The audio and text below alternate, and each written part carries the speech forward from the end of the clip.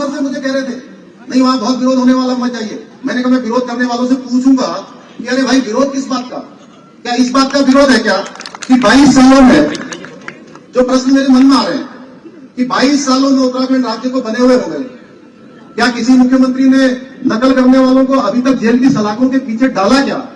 इसका जवाब मैं आप ही लोगों से पूछना चाहता हूं भाइयों बहनों। ये प्रश्न केवल मेरा नहीं है, ये प्रश्न हमारे पूरे उत्तराखंड के 1 करोड़ 25 लाख भाई बहनों का है। आप बताइए कि 22 साल के इतिहास में नकल माफियाओं की गर्दन में पहली बार किसने हाथ डाला है?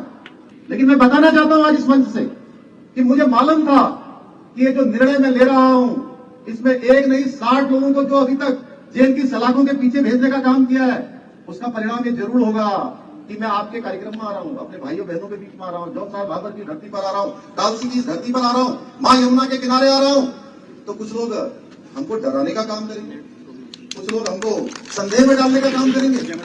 मैंने कहा किसी कीमत पर नहीं हो सकता। भाइयों बहनों, मैं ये प्रश्न आप ही लोगों से पूछना चाहता हूं, किसकी सरकार में आरोपियों को जेल पहुंचाने का काम हुआ? किसकी सरकार में गड़बड़ियों के संकेत मिलते ही सारी परीक्षाएं रद्द की गई? भाइयों बहनों, किसकी सरकार में इतनी सारी भर्ती परीक्षाएं रद्द होने के बाद फिर से आयोजित की गई? किसने भारत का सबसे कठिन कानून बनाया?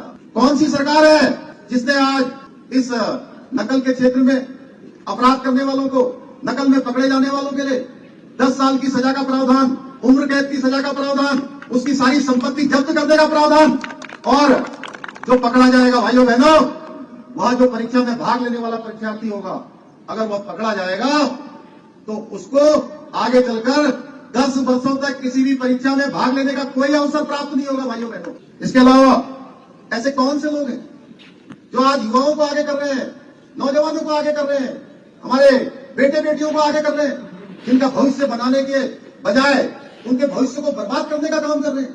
वो कौन लोग हैं? ये प्रश्न केवल मेरा नहीं है, ये प्रश्न मंच में बैठे हुए लोगों का भी नहीं है, ये प्रश्न हमारा सबका है, सामूहिक है। इस प्रश्न का उत्तर हम सबको खोजना होगा भाइयों बहनों।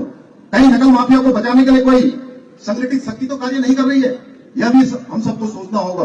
मेरे युवा साथियों, मैं स्वयं को पूरे मामले को देख रहा हूं और आप सभी को विश्वास दिलाता हूं किसी भी प्रकार से युवाओं के हितों के साथ कोई अन्याय नहीं होने दिया जाएगा।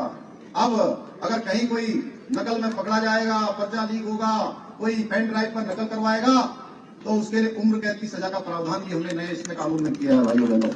क्योंकि मेरा लक्ष्य है नकल माफिया का पूरी तरह से सफाया, साफ सुथरे ढंग से भर्ती परीक्षाएं आयोजित करना।